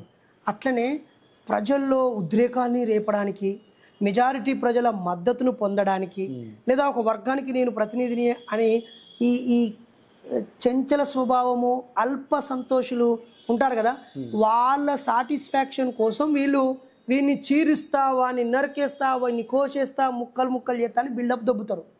వాళ్ళని అడగాలి, అరే నాయన నువ్వు ఖండాలుగా చేస్తావు కదా, నీ వ్యక్తిగత క్యారెక్టర్ ఏంటిది? నువ్వు నీ భార్య, నీ తల్లి, నీ బిడ్డ పట్ల నువ్వు ఎట్లున్నావు? సమానత్వంతో ఉన్నావా?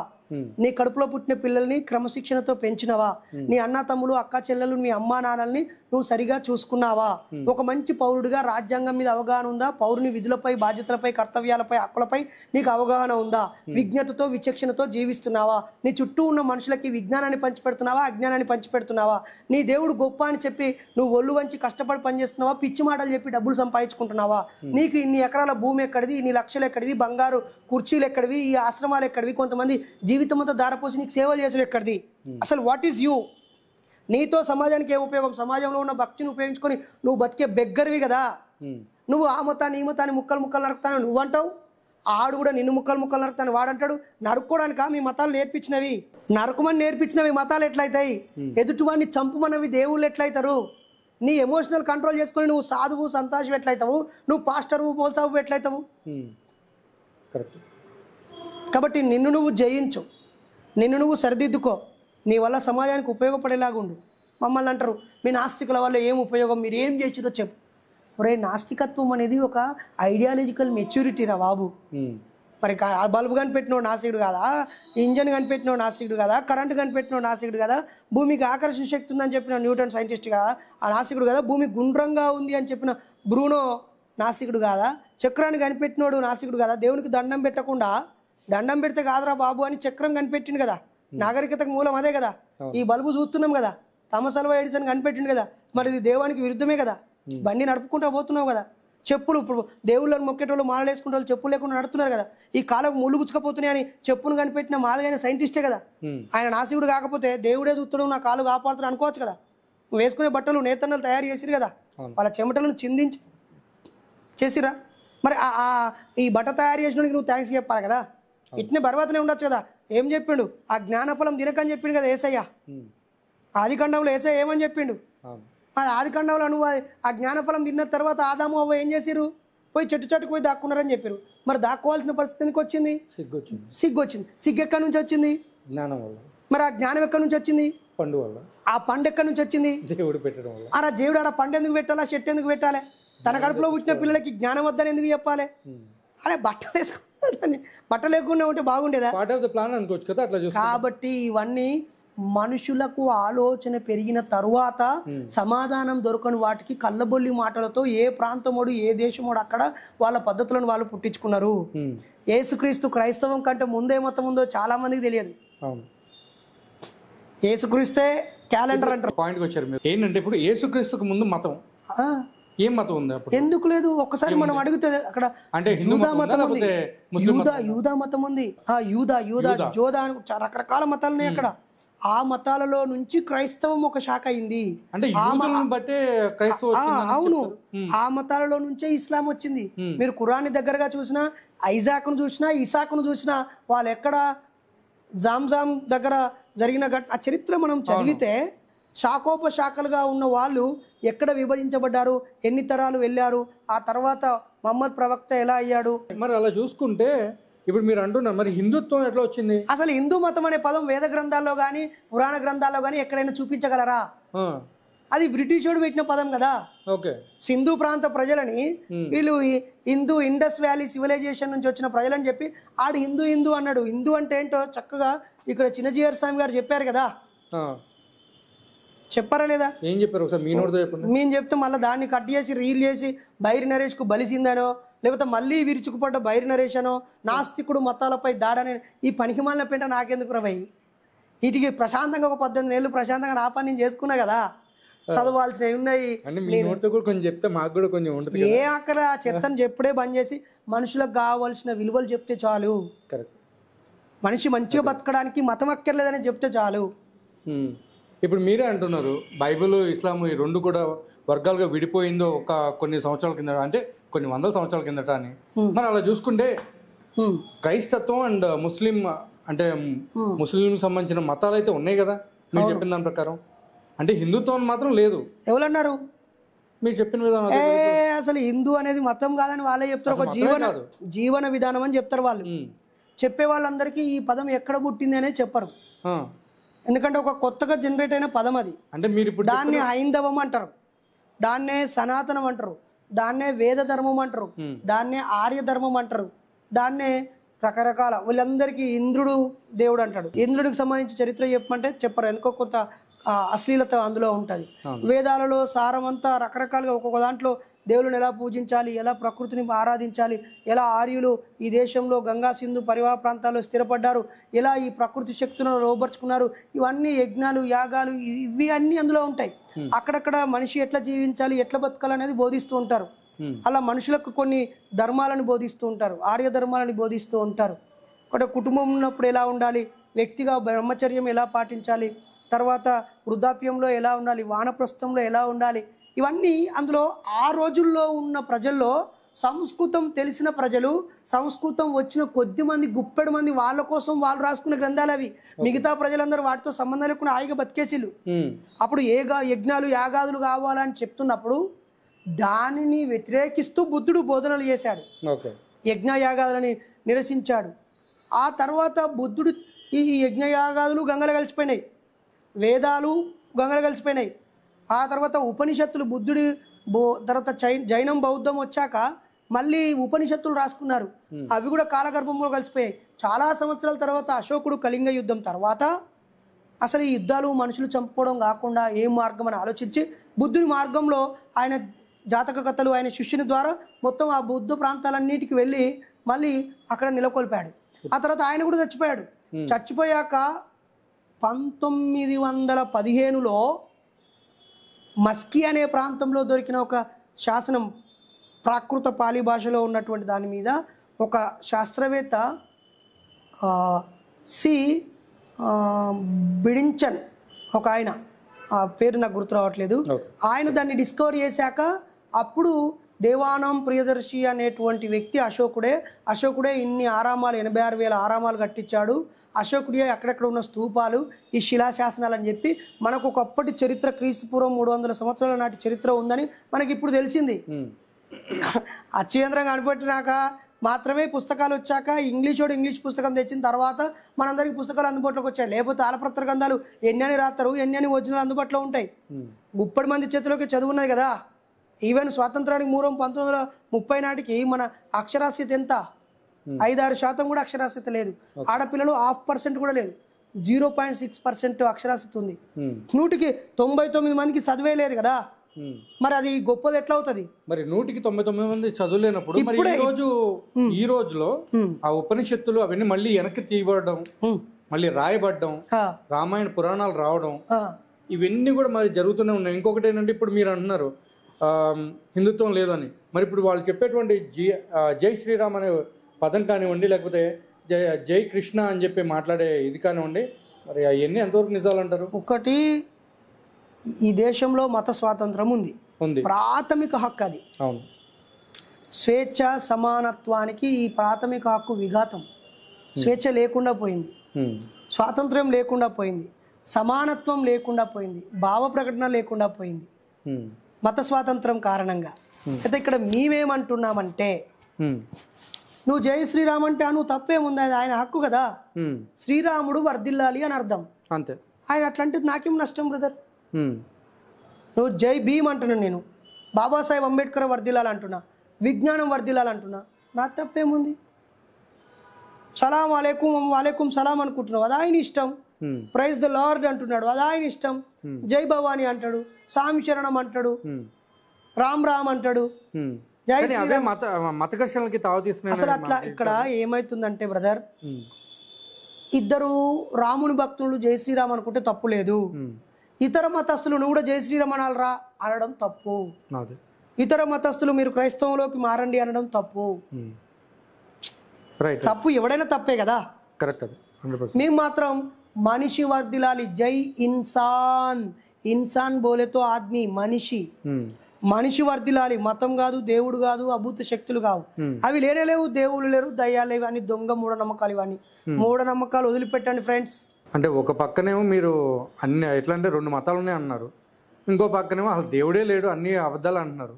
ఇప్పుడు ఎటువైపు మీరు జనాలని నడిపించాలనుకున్నారు? అసలు జనాలు నేను చెప్తే నడతారా అబ్బాయి?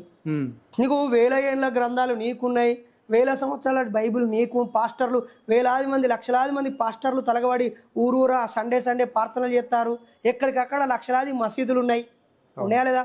వక్ఫ్ బోర్డుకి లక్షల ఎకరాల భూమి ఉన్న మసీదులు ఉన్నాయి, వాళ్ళకు మదర్సాలు ఉన్నాయి, చర్చిలకు బైబుల్ స్కూల్, మిషనరీ స్కూల్, క్రైస్తవ స్కూల్సే ఉన్నాయి, ఉన్నాయా లేవా? హిందువులకు సరస్వతి పాఠశాలలు ఉన్నాయి, బోలెడని హైందవం ఆధారంగా వేద పాఠశాలలు ఉన్నాయి, ఎన్ని గుడులు గోపురాలు మైకులు ఉన్నాయి, ఎన్ని గ్రంథాలు ఉన్నాయి. ఏమో ఇవన్నీ ఇడిచిపెట్టుకొని ఇక బైరి నరేష్ నాస్తికుడు చెప్తే ఇటు మొత్తం నడుస్తారు జనాలు. అంటే ఒకటైతే నిజం, 100కు 1000కి 999 మంది లేని దేవుణ్ణి ఉన్నాడు అని కళ్ళబొల్లి కథలు చెప్పి పెట్టిళ్ళు. హిందువులు, ముస్లిం, క్రైస్తవులు అందరు కలిసి 1000కి 999 మంది కళ్ళబొల్లి కథలు చెప్పి ఉన్నాడు అని ఒక భ్రమ పుట్టించారు. అందులో ఒక్కడిది లేదు అనేసరికి వాళ్ళకు లాగులు జరుగుతాయి, వాళ్ళకి భయం అవుతుంది. వీడు అడిగే ప్రశ్నలు నేనని కాదు, నాలాంటి వాళ్ళు అడిగే ప్రశ్నలు వాళ్ళకు భయాన్ని క్రియేట్ చేస్తున్నాయి, అనుమానాన్ని క్రియేట్ చేస్తున్నాయి. నిన్న ఒక బాబు అడిగాడు నన్ను, సార్ ఒక ఏనుగు తలను తీసి మనిషి తలకు పెట్టి వినాయకుని చేశాడు, సంతోషం. మరి వేరుపడిన ఏనుగు యొక్క తల బతికి ఉంది, ఏనుగు మొండెం చచ్చిపోతుందా? తర్వాత మనిషి తల తీసేస్తే తల భస్మం అయిపోయి ఏనుగు మనిషి తల బతుకుంటుందా, మొండెం బతుకుంటుందా? ఈ మొండెం బతుకున్నది, ఆ తల బతుకున్నది, ఇవి 2 కలిసి ఒక దేవుడు అయిండు. కానీ ఆడ ఏనుగు యొక్క మిగతా పార్ట్ అంతా చచ్చిపోతుంది, మనిషి యొక్క తల మాత్రం చచ్చిపోతుందా? అవి 2 కూడా కలిపితే ఎట్లుంటది అని అడిగిండు. అరే అది అట్లా నువ్వంటే అవమానించినట్టు, కించపరిచినట్టు. వాళ్ళు ఒక నమ్మకము, వాళ్ళు రాసుకున్నారు, అది నీకు ఆలోచించే విజ్ఞత ఉంటే ఇది తప్పని చైతన్యం పొందు, లేదు ఇది నిజమే అని అనుకుంటే నమ్ము, దండం పెట్టుకో. నిజమా కదా? కానీ ఆలోచన వచ్చినందుకు యాట్సాప్ అని చెప్పినాం. కాబట్టి మేము ఆలోచించండి ప్రజలారా అని అంటాం, మోసపోకండి అంటాం, ప్రశ్నించండి అంటాం. ఒక్కోసారి ప్రశ్నించేప్పుడు మరింత జాగ్రత్తగా ప్రశ్నించండి, వాళ్ళ మనోభావాలు దెబ్బతినకుండా జాగ్రత్త పడండి, వాళ్ళని గౌరవిస్తూనే ఆలోచింపజేయండి అని ఇప్పుడు మా బాధ. ఓకే, ఇప్పుడు మీరు అంటున్నారు సరే ఆలోచింపజేయండి అని, దేవుడు లేదని చెప్పినటువంటి బైరి నరేష్ మరి కులం మాత్రం ఉందని ఎలా చెప్పగలుగుతున్నారు? దేవుడు అనే నమ్మకం ఈ సమాజంలో ఉంది అలా. ఇప్పుడు సనాతన ధర్మం గురించి మీరు చెప్పాలంటే ఏం చెప్తారు? మీరు చాలా గొప్పది, అందరూ పాటించండి. సనాతనం అంటే డిక్షనరీ ప్రకారంగా ఎక్కువ కాలంగా మారకుండా ఉన్నది అని అర్థం. కాబట్టి అది అలాగే గోచి పెట్టుకునే వాళ్ళు గోచిలోనే ఉండాలి. పొద్దుగా లేచి చెంబు పట్టుకొని పోయేటోళ్ళు చెంబు పట్టుకునే పోవాలి. చెప్పులు వేసుకోకుండా నడిచేటోళ్ళు నడవాలి. గోచి పెట్టుకొని బతికేటోళ్ళు గోచి పెట్టుకునే బతకాలి. ఎదురుగా ఎవరైనా కనిపించగానే చెప్పులు తీసుకొని నెత్తి మీద పెట్టుకునేటోళ్ళు పెట్టుకోవాలి. ఏ కులంలో పుట్టినోళ్ళు ఆ కుల వృత్తి చేయాలి. అదే సనాతన ధర్మం. ఆ రకంగా నన్ను ఎవడన్నా ఎదవ వచ్చి నువ్వు సనాతన ధర్మం ప్రకారంగా బతుకుమంటే రాజ్యాంగం అనే చెప్పు తీసి వాడి పనులు రాలగొడతా. ఎందుకంటే మా తాతకు తెలియక మొగ్గం నేసి మా నానమ్మను కండెలు చుట్టించి మా బాపు నెత్తిలో పడుగు పెట్టి మోపిచ్చి మా అమ్మ చేత కండెలు చూపించి మా కుటుంబం అంతా కలిసి బట్టలు తయారు చేసి ఊరి మీద పడి అమ్ముకొని బతికినాం మేము. నన్ను తిరిగి అలా చేయమంటే ఎక్కడ దంతనో నాకే తెలియదు. నాకు చదువుకునే స్వేచ్ఛ రాజ్యాంగం బాబాసాహెబ్ ఇచ్చిండు. మనుషులందరూ ఎవ్వడు ఈ దేశంలో ఏ పని చేస్తాడో ఆ అన్ని పనులు నాకు ఇష్టమైన పని నేను చేస్తా. సనాతన ధర్మం అని నా కులాన్ని నాకు అంటగడితే పనులు రాలుతాయి. అంటే సనాతన ధర్మం అంటే కులం 100% సనాతన ధర్మం అంటే వేదాలను పాటించడము, ఎవరికి కేటాయించిన పనులను వాడు మాత్రమే నిర్వహించడము, ఏకలవ్యుడి బొటనవేలు నరికేయడమే, ఇంకెవ్వడు బాణం పట్టకూడదు, అలాగే శంభుకుడి తల నరికేయడమే, ఎవడి హద్దులో వాడుండాలి, ఎవరి కులాన్ని వాడు పాటించాలి, ఎవరి ధర్మాన్ని వాడే దీనివల్ల పాపం బ్రాహ్మణ సోదరులకు ఎక్కువ నష్టం. ఎందుకంటే ప్రిన్సిపల్ సెక్రటరీస్ వాళ్ళే, ఐఏఎస్లు వాళ్ళే, కేంద్ర మంత్రులు వారే, ముఖ్యమంత్రులు వారే, వాళ్ళు పోయి గోచి పెట్టుకొని స్నానం చేసి ఆరతిచ్చి గుడికానే ఉండరా అని సనాతన ధర్మం చెప్తే పూజారి సోదరులే తిరగబడతారు సనాతనం మీద. యూజ్లెస్ ఫెలో, మేము చదువుకుంటాం రా, దేశ విదేశాలకు పోతాం రా భయ్, మేము అన్ని పనులు చేస్తామంటారు. ఇప్పుడు అన్ని బిజినెస్లు చేస్తున్నారు మన బ్రాహ్మణ సోదరులు. వైశ్యులు కేవలం ఆన్నే ఉండి గలపెట్టుకంటే వైశ్యులు బోల్డంత మంది డాక్టర్లు అయ్యారు. వాళ్ళు డాక్టర్ పని చేయొద్దా ఇప్పుడుగా? చేయొచ్చు. మరి సనాతన ధర్మం ప్రకారంగా ఇంకొకడు ముట్టుకోకూడదు, రక్తాన్ని తీయకూడదు. అలాగే ఉంటావా? ఆపరేషన్ చేసుకోకుండా ఉంటావా? చెప్పులు వేసుకోకుండా ఉంటావా? గోచి పెట్టుకునే ఉంటావా? ఇది బ్రిటిష్ అని పాశ్చాత్య సంస్కృతి అని ఉంటావా? ఎప్పుడన్నా ట్రైన్లో పోతే ఇది పాశ్చాత్య శౌచాలయము, ఇది భారతీయ సనాతన శౌచాలయం అని ఉంటుంది. అంటే కింద 2 కాలు పెట్టి కూర్చున్నదేమో సనాతన శౌచాలయము, మంచిగా కుండీలో కూర్చునేది వెస్ట్రన్. మరి పైల్స్ వచ్చినోడు ఏడ కూర్చోవాలి? అంటే ఇప్పుడు ఎవరెవరి ఇంట్లో అయితే ఉంటుందో కుండి ఆ తీసేసి సనాతన ధర్మం ప్రకారంగా చెంబు పట్టుకొని బయటకు పోమంటే ఈ హైదరాబాద్ మున్సిపల్ కమిషన్ ఊరుకుంటాడా? పోనీ జాగా చూపిస్తావా దొడ్డి పోవడానికి? ఏదో పండగలకి పబ్బానికి మంచి మంచి బట్టలు వేసుకొని, చీర కట్టుకొని, ధోతి కట్టుకొని, మంచి డ్రెస్ వేసుకొని ఆ గుడికి పోయినప్పుడు ఆ మంచి సాంప్రదాయ బట్టలు వేసుకోవడం తప్పు కాదు. ఆడికి వెళ్ళినప్పుడు పవిత్రంగా ఉండడం తప్పు కాదు. అన్ని మతాలను గౌరవిస్తూ మంచిగా ఉండడం తప్పు కాదు, కానీ దాన్ని రుద్దడం మాత్రం తప్పే. ఓకేనా? కులాన్ని కాపాడేది సనాతనమైందనుకో నాకు అద్దు. ఒకవేళ సనాతనము సమానత్వాన్ని బోధిస్తే నేనే ముందుండి పాటిస్తా. సనాతనము ఆధునికత్వాన్ని, మార్పు చేర్పులను స్వీకరిస్తే నేను సనాతనానికి ప్రాతినిధ్యం వహిస్తా. కాబట్టి నేను మార్పును కోరుతా, అది అలాగే ఉండాలనడాన్ని నేను కోరుకోను. అర్థమైందా? ఇది బుద్ధుడు కలామాసుత్తలో చెప్పాడు. వినయ సుత్తి అభిధమ్మ పీఠికల్లో తరతరాలుగా వచ్చిందని పాటించకు, ఎవరో పెద్దలు చెప్పారని పాటించకు, ఆచారము సాంప్రదాయాలని పాటించకు, ఆయా కాలమాన పరిస్థితులకు అనుగుణంగా నిన్ను నువ్వు పరిశీలించుకొని అది అనుకూలమైతే, ఆమోదయోగ్యమైతే మాత్రమే ఆచరించి, మిగతాది పక్కకు పడేయమని చెప్పిండు. బుద్ధుడి కంటే పెద్దోళ్ళ ఇప్పుడు ఏ పెట్టాడు? పోనీ ఈ సనాతనం అనే సోదరులకు, బుద్ధుడు అన్నారు కదా, ఒక చిన్న సనాతనం అనే సోదరులకు దయచేసి మీరు అన్ని వేద గ్రంథాలను సంస్కృతం భాష నేర్చుకొని సంస్కృతంలో మాట్లాడండి. ఇప్పుడు మీరు బుద్ధుడు అన్నారు కదా, సరే మీరు బుద్ధుడు చెప్పింది మీరు వినమనేసి మీరు చెప్తున్నారు, కానీ మరి బుద్ధుడి పేరెంట్స్ ఏ యొక్క దేవుళ్ళని వాళ్ళు ఆచరించారు తెలుసా అని అడుగుతున్నారు. ఆయన ఒక శాక్య వంశానికి చెందిన వ్యక్తి. ఓకేనా? శుద్ధోధనుడు, నేను నేపాల్కి వెళ్ళి వచ్చాను. ఆయన పుట్టినటువంటి లుంబిని వనము, ఆయన బాల్యంలో పెరిగినటువంటి కపిలవస్తు నగరము అవన్నీ చూసి వచ్చాను. అక్కడ ఆయనని ఓ మతంగా చూడట్లేరు. అంతకంటే ముందు పెద్దగా మతం ఉన్నట్టుగా ఏమీ లేదు. సమాజం ఎదుర్కొనే సమస్యల మీద ఆయన ప్రయాణించి పరిశీలించి తన ఆలోచనల్ని వ్యక్తం చేసినటువంటి వ్యక్తి. ఆయన దేవునిగా చెప్పలేదు, దేవుని ప్రతిరూపం అని చెప్పలేదు, మహిమలని చెప్పలేదు కదా. కాబట్టి ఆయన తల్లిదండ్రులు రకరకాలుగా మొక్కుతూ ఉంటారు, అది వాళ్ళ ఇష్టం. బుద్ధుని పిల్లలు కూడా భక్తులై ఉండొచ్చు, ఆ తర్వాత ఆయన దారిలోకి వచ్చి ఉండొచ్చు. అశోక చక్రవర్తి ఆయన దారిలోకి వెళ్ళాక తన బిడ్డలు సంఘమిత్రుని కానీ, తర్వాత మహేంద్రుడిని కానీ అటు బర్మా మయన్మార్ దేశానికి, ఇటు శ్రీలంకకు జ్ఞాన ప్రచారానికి పంపించాడు కదా.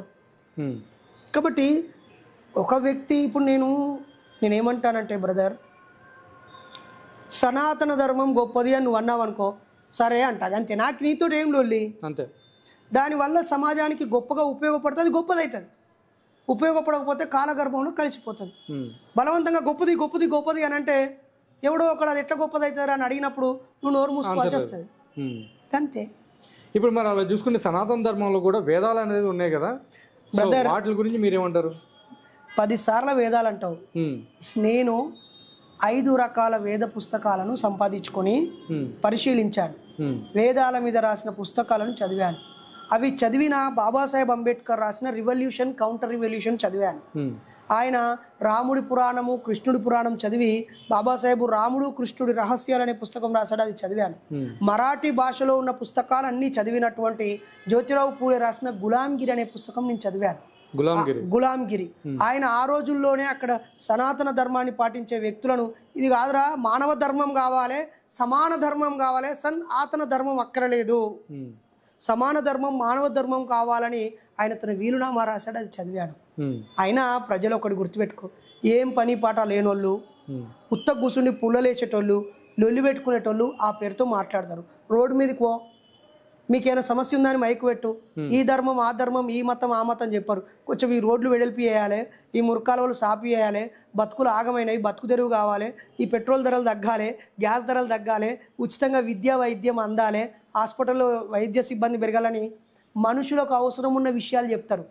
దాని గురించి చర్చించండి బ్రదర్. ఊకే ఈ సనాతనం ఆ సనాతనం ఈ క్రైస్తవం పురాతనం ఎందుకు ఇవన్నీ? ఇప్పుడు మరి సనాతన ధర్మం మీదే మొత్తం అంతా కూడా హిందుత్వం ఆధారపడి ఉంది అన్నాడు బ్రదర్. అంతా ఎవరో గుప్పెడు మంది దాన్ని పట్టుకొని ఎమోషనల్ గా పేరు ప్రఖ్యాతుల కోసమో ప్రచారం కోసమో మా వెనకాల ఈ ధర్మం వాళ్ళందరూ మా వాళ్ళే అని చేసుకోవడం తప్ప, క్రెడిట్ కోసం చేయడం తప్ప, వాళ్ళకే మీకు మీరు 100% గుండె మీద చేసుకొని ఆ గ్రంథాల ప్రకారంగా మీరు బతుకుతున్నారని అడగండి. నా దగ్గర ఉన్నాయి గ్రంథాలు. తమ్ముడు ఒకసారి ఆ గ్రంథం ఇటు వీళ్ళు ఎంతమంది మన మీ ఐరా మీడియా ఛానల్లో మీరు ఇవి అంటున్నారు కదా, ఇంత ఇటు తమ్ముడు ఇగో అమ్మా ఇది ఎంత పెద్ద పుస్తకం అనుకుంటున్నావు, కనిపిస్తుందా? దివ్య వేదవాణి. ఓకే, ఇంత పెద్ద పుస్తకం ఇది ఎంతమంది చదివిళ్ళు? ఈ ఒక్కొక్క పేజీలో ఉన్న శ్లోకాలు ఏం తెలుసు? అరే బై బతకడానికి మంచిగా మాట్లాడితే చాలు, అర్థమైందా? కడుపు నిండా తిండి ఉండాలి, కొంచెం విచక్షణ జ్ఞానం ఉండాలి, మానవత్వం ఉంటే చాలు. అన్ని మతాలు అన్ని కులాలలో హ్యాపీగా బతికేయచ్చు.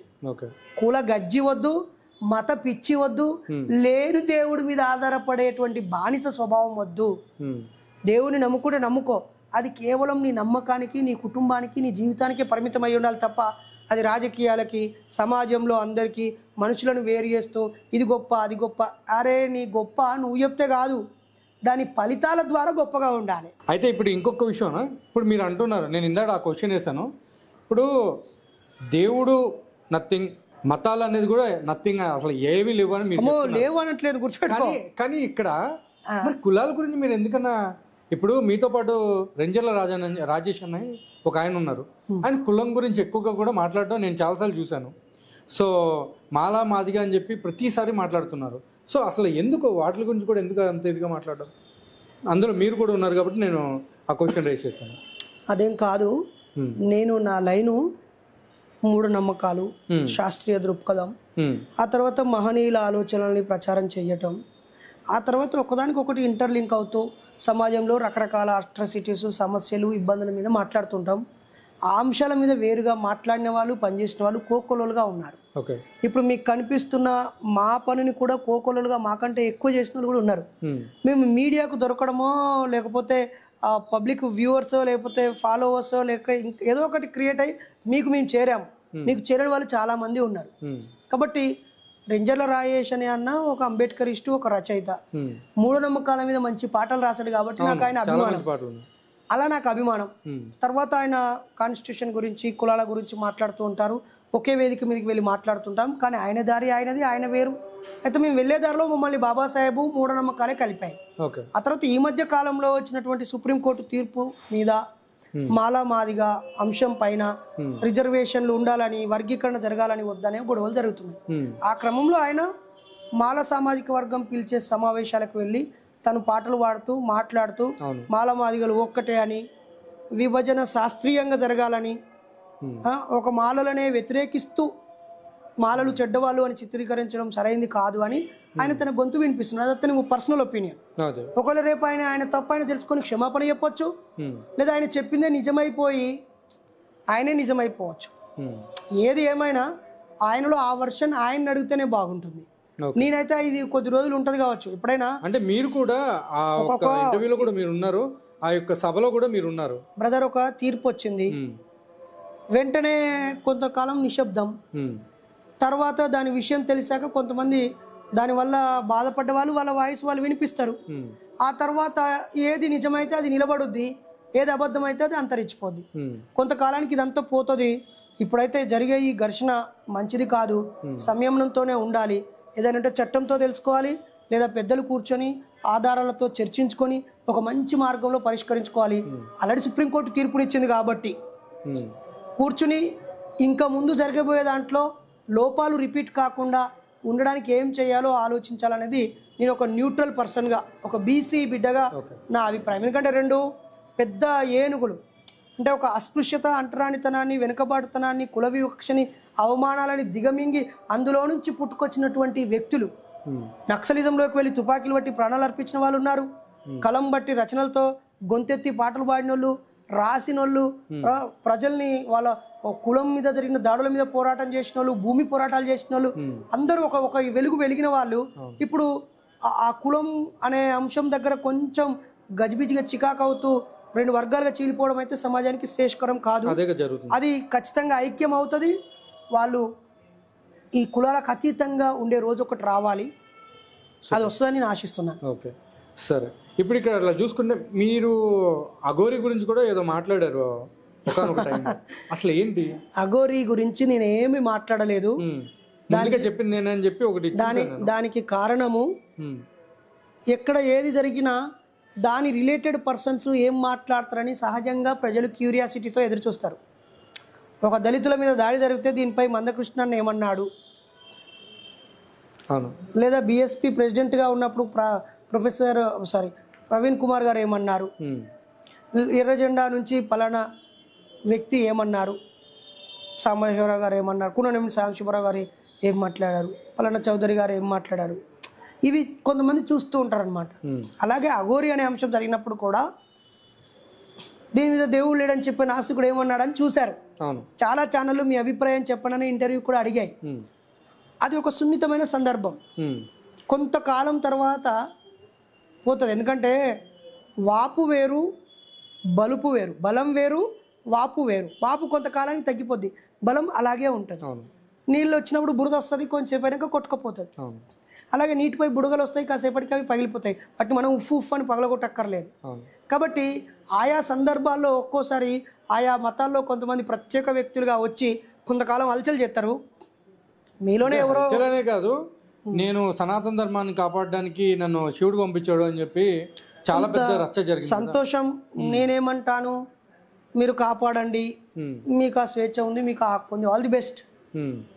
అవకాశం ఉంటే మీరు మా వేది మీకు రండి, వచ్చి శివుని నమ్మే వాళ్ళందరూ మూఢనమ్మకాలు నమ్మకండి అని చెప్పండి, కులమతాలు పాటించకండి, దేవుని కడుపులో అందరూ సమానమే, దేవుని బిడ్డలని చెప్పండి, సమానత్వాన్ని బోధించండి అంట.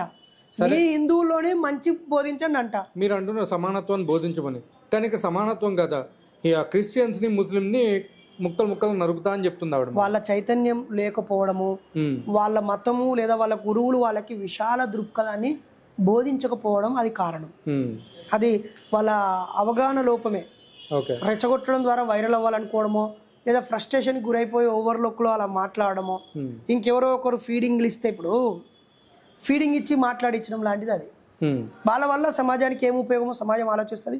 ఆ 4 రోజులు అల్చలైంది, ఆ తర్వాత ప్రజలందరూ న్యూసెన్స్గా ఫీల్ అయ్యేలా లేదా అయిపోయింది. అంతే, ప్రజలు కూడా ఏదైనా ఒక వెలుగు వెలిగినటువంటి సత్యసాయి బాబా లాంటి వాళ్ళే తన అంతఃపురంలో జరిగిన హత్యల మీద ప్రేమానంద్ గారు బయట పెట్టాక, ఏటి కోవూరు గారు శ్రీలంక నుంచి వచ్చి తను వ్యాసాలు రాశాక, అందరూ ప్రశ్నించి ఆలోచించాక, బీబీసీ ఛానల్ వాళ్ళు సాయిబాబా చేసే మ్యాజిక్లన్నీ మహిమలు కాదని సీక్రెట్లన్నీ చూపించాక ఆయన తన కీర్తి ప్రతిష్టలు కోల్పోయారు. నిజమా కాదా? కాబట్టి ఏదైనా అజ్ఞానం మీద నిలబడ్డది ఎక్కువ కాలం నిలబడదు. నమ్మకం ఉన్నంతసేపు ఉంటుంది, ఆ తర్వాత కూటుకుపోతుంది.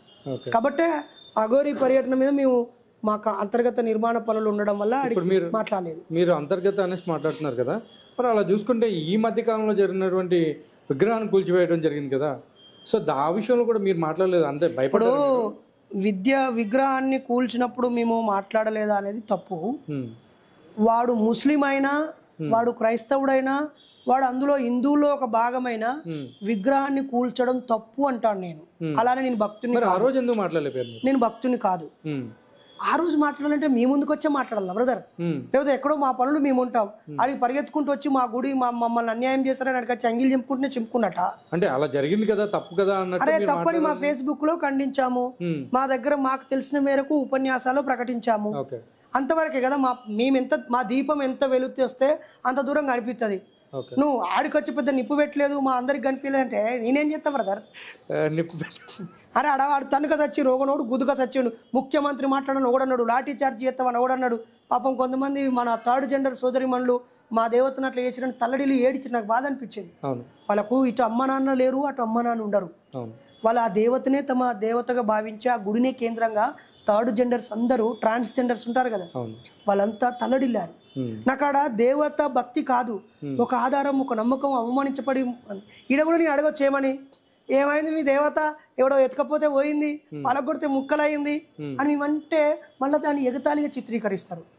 మేము వచ్చి మాట్లాడితే నాస్తికుడి నీకేం అవసరం అని ఇంకోడు అంటాడు. అర్థమైందా? లేకపోతే మీరే కుట్రపూర్తంగా తీసేపిచ్చరా అని ఒకడంట.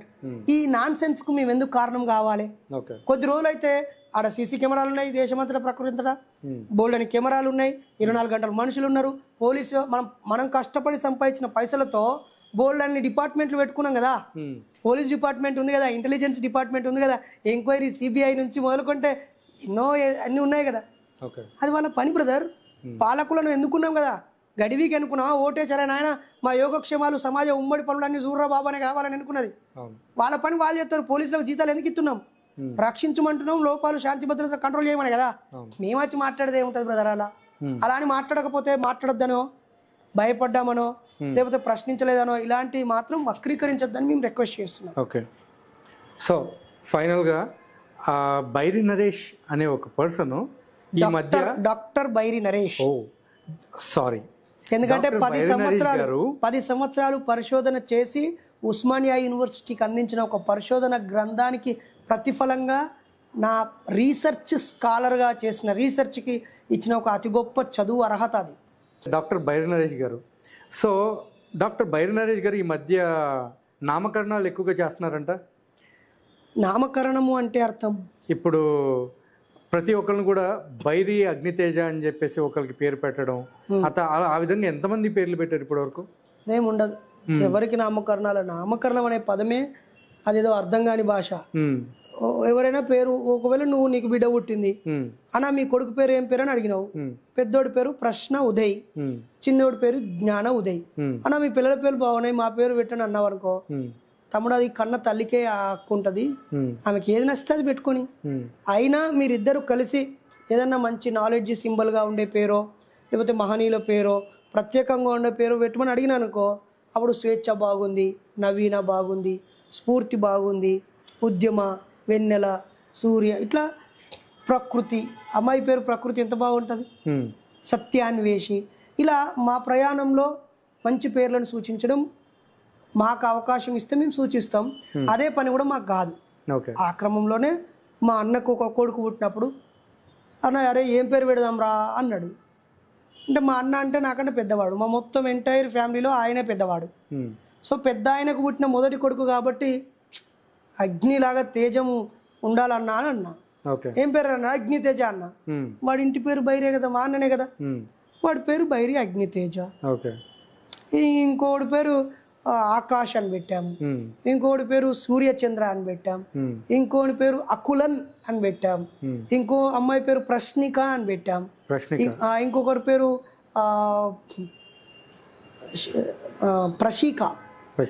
ప్రశిక అని పెట్టాం. ఇట్లా ఎన్నో పేర్లు పెడుతుంటాం. అదే మా పనేం కాదు, ప్రత్యామ్నాయ సంస్కృతిలో అదొక భాగం. ఓకే.